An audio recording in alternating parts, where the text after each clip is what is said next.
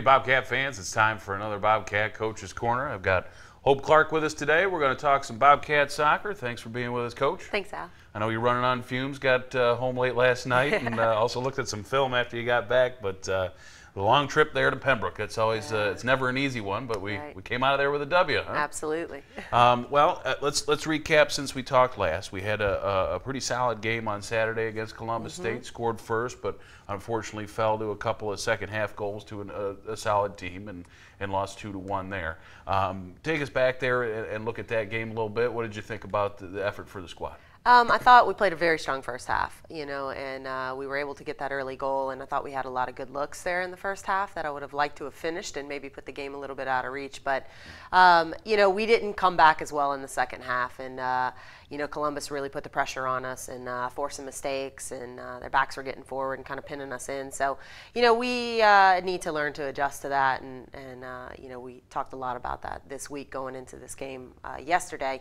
But, I thought the effort was strong in the first half, and we needed to put two together, and we just didn't. Gotcha. Well, that Columbus State game, the highlight for us, of course, was the first career goal for Tatum O'Keefe, and it was a thing of beauty. I mean, it was very exciting to watch. Just kind of break down that play for us a little bit, and we also got Ashley Valou involved again. We've been saying that name a lot lately. It looks like she's going to be a catalyst for your offense as well. Sure. I wish I had a highlight of that goal. It was brilliant. We had won that ball on a counterattack, and Ashley, was just coming out the midfield area and saw Tatum high on the back line and just played a beautiful ball over the back line. Tatum was able to get inside and a one-touch finish, which was just absolutely brilliant. Hit the underside of the crossbar, bounced down, and then hit side netting. So no goalkeeper was going to make that save. And, I used to train and have worked with Columbus State's goalkeeper quite a bit, Mary Manson. And, her and I were talking after that game, and she was like, what a laser. That was just on a rope. And, she wasn't going to touch it. Nobody was. So I was really proud of Tatum for that. And I think that was a fantastic goal for us. And all good coaching to design that particular play, absolutely. Okay, excellent. All right, well, let's move forward away from the loss and get to a W up there in North Carolina. Just last night, Wednesday night, you beat UNC Pembroke, a team that's given us some troubles as of late in the last couple of years, and got them 1-0 on their own home turf there. Absolutely. I mean, UNC Pembroke, you got to respect that program. They were in the national tournament last year, finished top in the Peach Belt, and have been sitting, high in the region this year. So, we just went in with the mindset yesterday that, we can turn the season around. I think our faith has been very strong as a program, and I talked to the girls. I think we could have buckled at any point during this kind of tough go this year, and the girls every day are coming out really strong and motivated, and practices are great.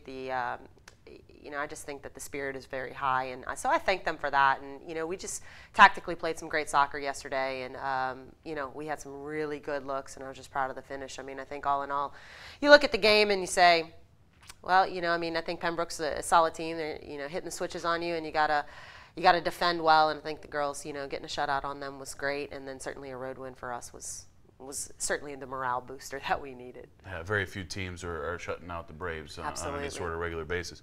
Now, the goal there came from another freshman and another first career goal. We've had, I think, about 4 or 5 of those in a row now as Lindsay Knott gets in the scoring column for the first time. Kind of, if you could break down that play, I heard it was another dink off a crossbar as well. Yeah, we're loving those crossbars. I think, Karen Bonilla had played a great ball into Lindsay, who had then dropped the ball, played into the defender. Lindsay won it back, and she took her on and then beat another defender, and then just kind of dropped it over Bennett, which was impressive because Bennett is quite a good-sized goalkeeper. So I'd been telling the girls, shoot low, you're not going to beat her over the top, and sure enough, we beat her over the top. So I was wrong in that area, but it was a great finish. Lindsay has really just been coming on strong for us, and consistently every day in practice, just getting better and better, and she's actually earned that starting spot in the attacking mid-roll, and we're just playing really well.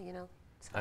Excellent, and it speaks well of things to come. That you got all these freshmen involved in the offensive end. They're only going to get better. Absolutely. Well, let's look on the defensive end, as you mentioned, another shutout for us, and against a solid offensive squad, and Annie Stevens getting the full 90 minutes and some solid saves there for you. Absolutely. I was really proud of her. She had another solid game. Annie has great hands. Tactically, she is extremely bright. She's always wanting to learn, asking questions, and so, that certainly adds to our game. But, Susan Latuszewski and Tawny Moffitt held it down for us in the center back role, and then Jamie Colcord as well, and then Marissa Medina and Olivia Holden splitting time on the outside back, and all of them contributed well and played a solid game. So, we focused pretty heavily in the last 2 days leading up to UNC Pembroke, defensively, and how do we defend the cross, and balls coming in on the diagonal, and we were able to put it to test, and the girls played well. Excellent. And I know there's been some different pieces there in the back due to some injuries and things like that, and it's good to see the group kind of gelling together and making a nice solid wall back there for you. You're going to need that. Yeah. All right, well, let's look forward a little bit. We're really kind of hitting the home stretch here. Got to get some wins there before the end of the season as we continue to try and fight for those top 8 spots in the Peach Belt, because that's the top 8 spots make the playoffs. Right. So let's look at the next contest. Of course, we've got this weekend against North Georgia, the top team in the league, but they did just falter last night. Absolutely. So what do you expect from the Saints, and how do we go about adding another loss to that record? Yeah, that's our hope and our plan. I think North Georgia is a strong program. They're getting better and better each year, and it's going to probably be a very physical match. Which luckily we've seen a good bit of that early in the year when we were playing in the Sunshine State Conference opponents, but I would expect a very physical game, and certainly one that our ladies would like to take after last year, suffering in the conference tournament, going into PKs with them. So I think we're ready for the taking on that. And anytime a lot of those girls play with each other, as most of our girls in the Peach Belt Conference, they've all been former teammates and whatnot. So I think they're ready for the game, and they're energized and really excited to get them here versus going up to Dahlonega. So.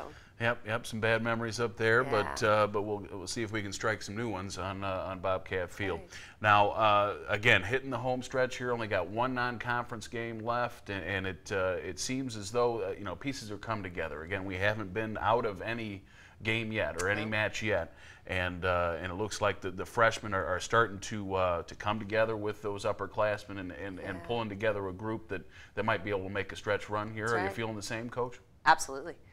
Absolutely. I think we have to keep the faith, and we got to keep believing that the season can turn at any point. And being again very young and intermixing all those players early in the year, it was going to take us some time. And like you said, we haven't been out of any game, and so for that, I think things will start clicking. And we saw a piece of that. Every game we're seeing some great soccer and some good opportunities. The key is that we're going to get far and few between opportunities, and we just need to try to finish those and certainly keep the ones out of the net that we need to. But I'm proud of the girls, and we're progressing in the right way. And we see success every day, and I think you can measure that in different ways, not just wins and losses, but we are certainly seeing success. And I'm very proud of the mere fact that we have people scoring all over the board. It has not been consistent as far as who's contributing here or there, but everybody is contributing, everybody's creating, and we're just working hard every day, and you got to give it up to the ladies. Yeah, and again, with that scoring everywhere, you never know where it can come from as a defense. It makes it a little bit tougher on them. Well, hopefully we'll be tough on the Saints defense this weekend. Come on out to Bobcat Field on Saturday. That's going to be at 3 p.m. Kickoff over there on West Campus. Root on the girls here, and hopefully we'll pull off another Peach Belt upset of sorts, and get more wins going in that W column. Okay, so we'll check you on Saturday, 3 p.m. Bobcat Field. If you can't make it again, live streaming on Ustream/GC Bobcats. For Hope Clark, Al Weston, for the Bobcat Coach's Corner.